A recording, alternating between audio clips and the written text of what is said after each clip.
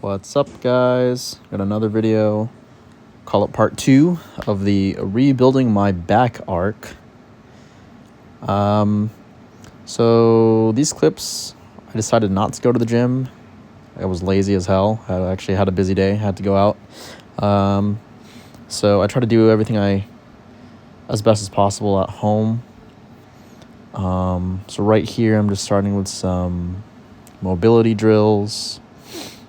Now that I think about it, this video is kind of long. It's like 20 minutes. I don't even know if I have enough to talk about, but yeah, I'm doing some mobility drills here. This is specifically for the thoracic spine, or this is kind of like the upper and mid back.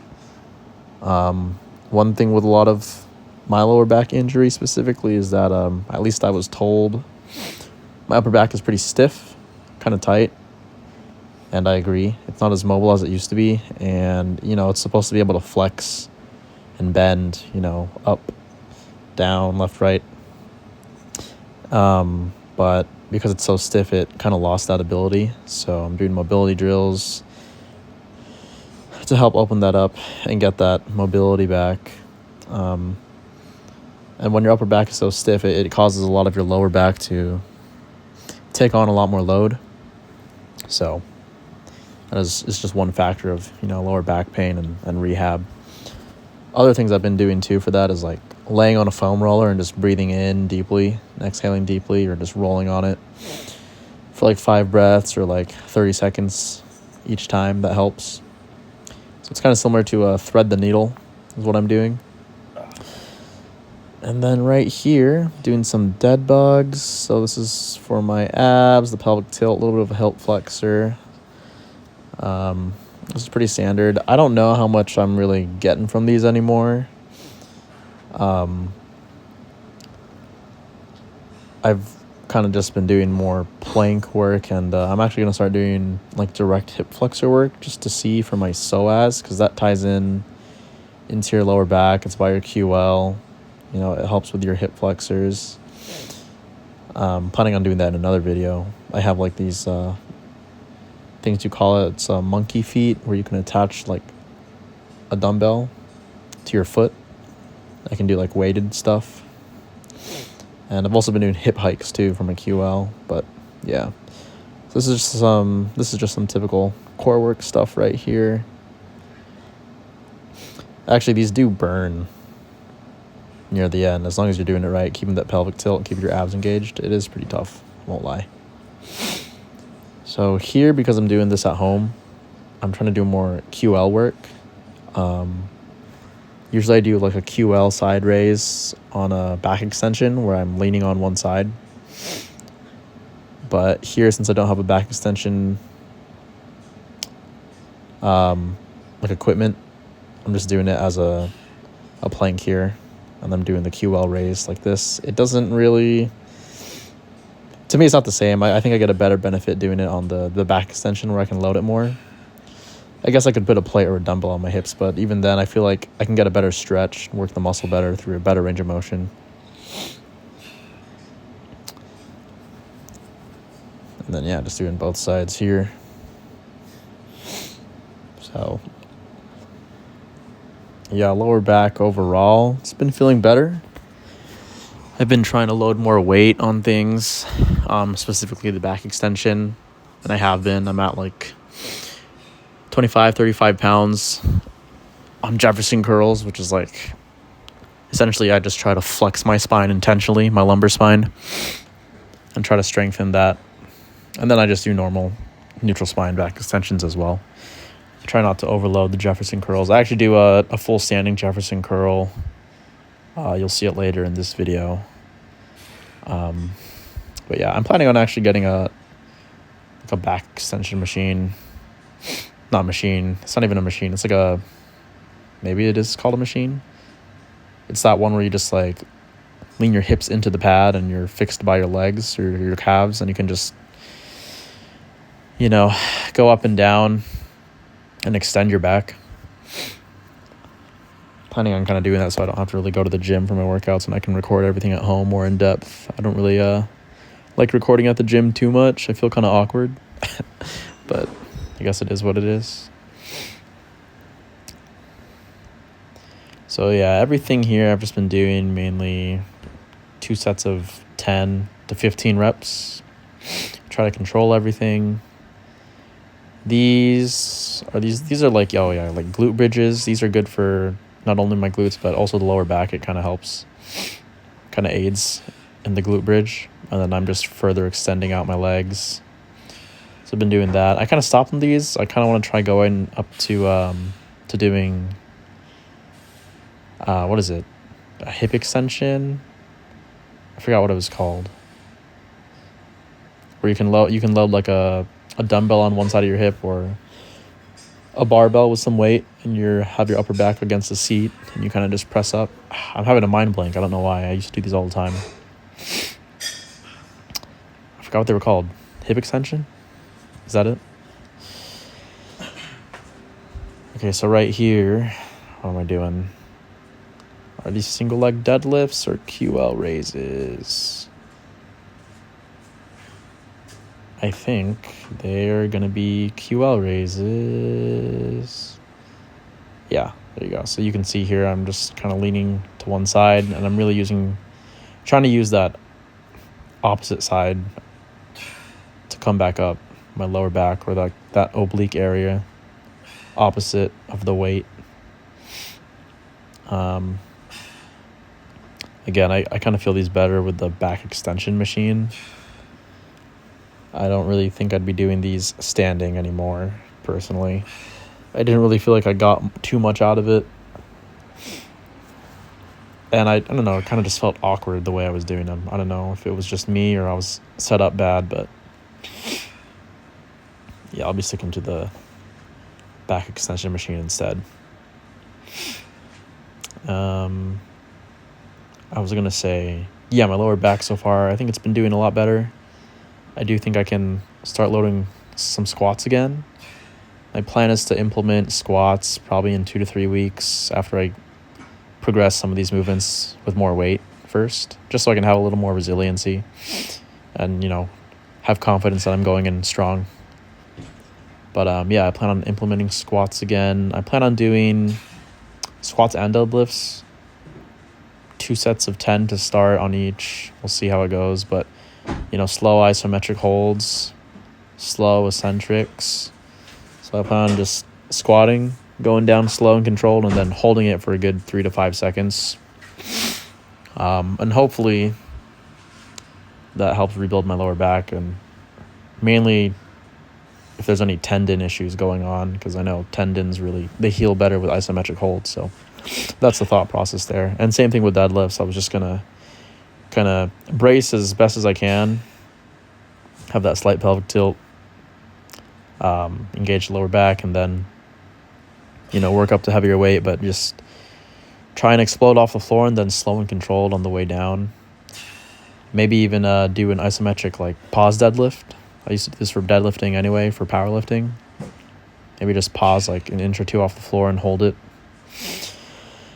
We'll see what I can tolerate. I'm sure that might induce a little higher recovery on my back. So what is it called? DOMS. I've been having a lot of delayed onset muscle soreness with this routine. So most of the time I can get back in the gym after 2 days of recovery. I've been hitting these back days, these rehab back days, twice a week. I hit it once, I rest 2 days, and I hit it once again. Usually every time I introduce a new exercise that I'm not used to, or if I increment to a new weight, I'm a little more sore at first because it's, it's causing more stimulus. I'm not used to it. More muscle damage, higher loads, higher intensity. Sometimes I've been waiting 3 days in between. That's happened a bit, I think like twice, but I feel good after I'm fully recovered for sure. And yeah, I don't even know what else to say. I'm feeling confident. I definitely miss powerlifting, but I know. See how it goes when I squat. I think that'll be the real test. And actually how much I can load and push my squat. I'm not trying to go too overboard. My goal is to get back into, competition next year.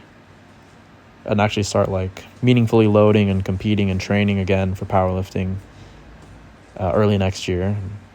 Hopefully it works out.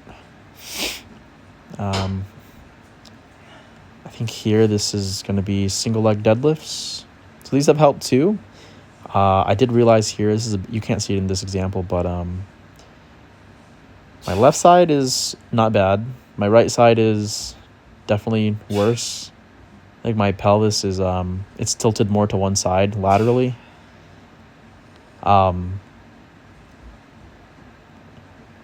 Meaning it's just weaker on one side, and I can definitely feel it, at least spatially, like my spatial awareness. I can feel like my pelvis just feels like it's I feel like I'm leaning too much to one side on my right leg when I do them.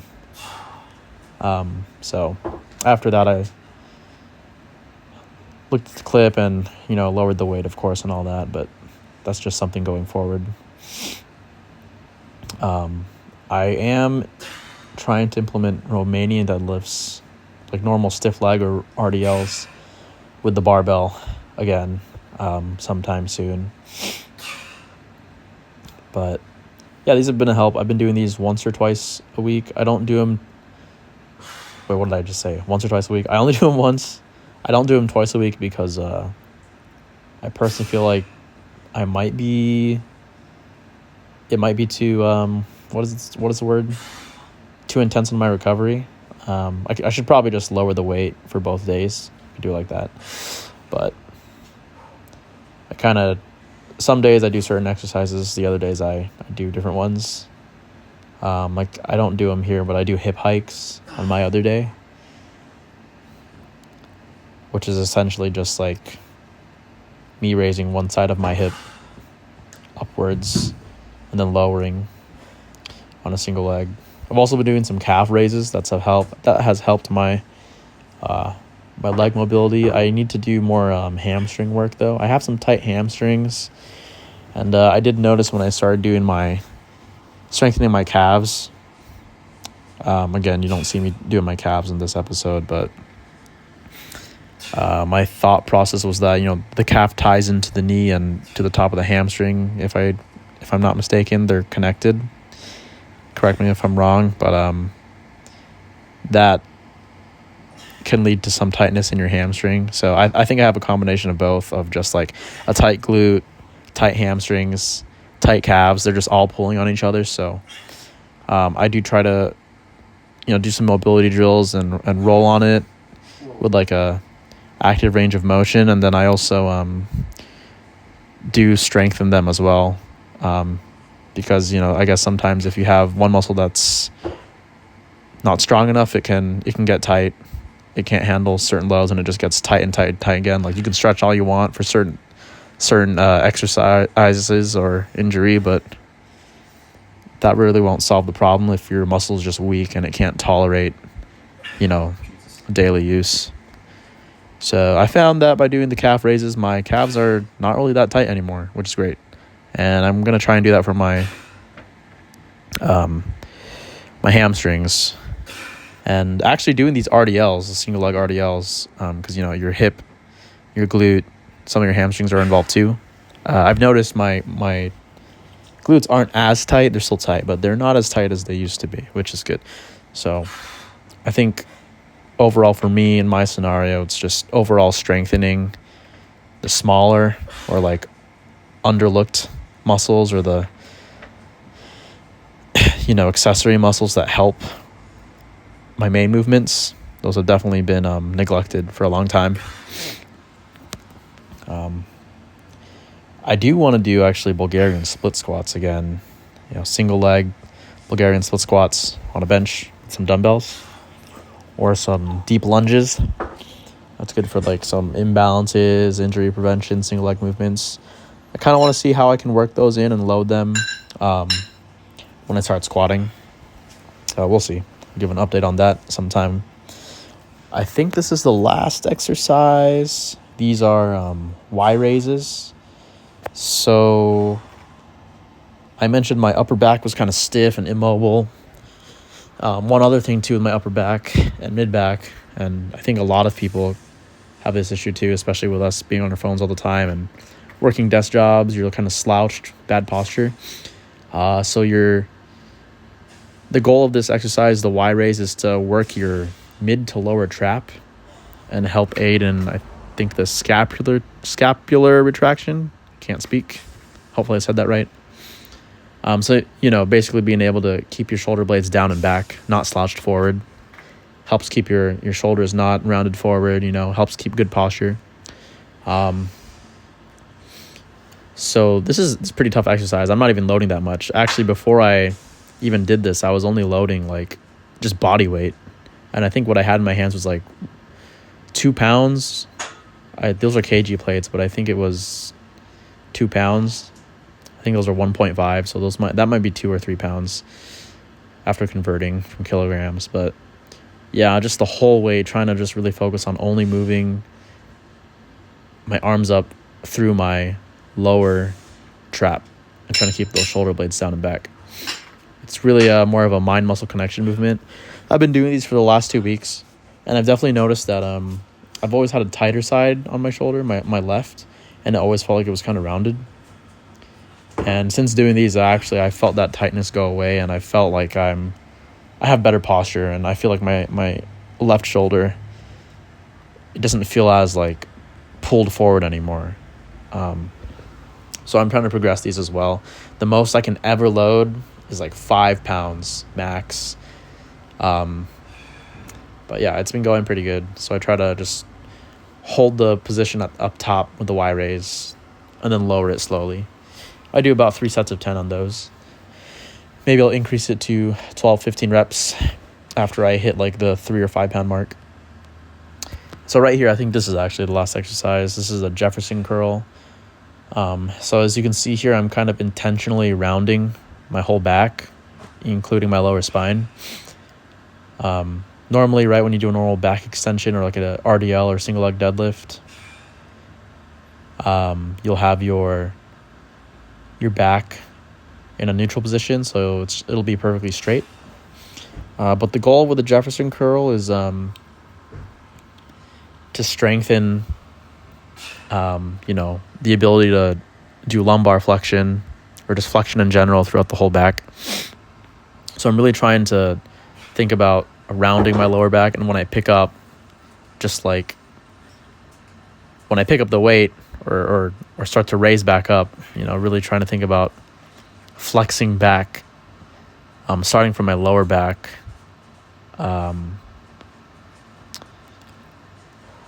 don't even know what the word is, re-straighten my spine. I'm bending down, slumping forward intentionally to flex my spine, curve it. And then on the way back up, I start with my lower back and I try to contract and unround it and come back to a straight spine, and then even try to flex a little bit forward. As you can see, I'm kind of opening up my back and kind of arching forward a little bit like I'm on the bench. So we're trying to work both ways of flexion here. And you don't want to do this with freaking heavy ass weight off the get-go. You want to work up to it. This could be dangerous technically. And I would do this on a case-by-case basis. But for me, it does seem like it's helping my lower back specifically. So I pair these with neutral spine back extensions, and then I do the Jefferson curls last.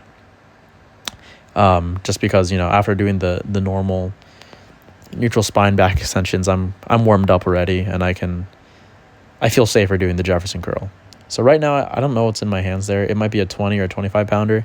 At the gym, I've worked up to 35 pounds, and I'm doing it on the back extension machine. I'm able to feel it a lot better that way. Really able to isolate the lower back. So yeah. I think I'll probably do max 15-20% body weight with the Jefferson curl. And then just really focus on mind-muscle connection, slow and controlled, eccentrics. And yeah, that's pretty much it.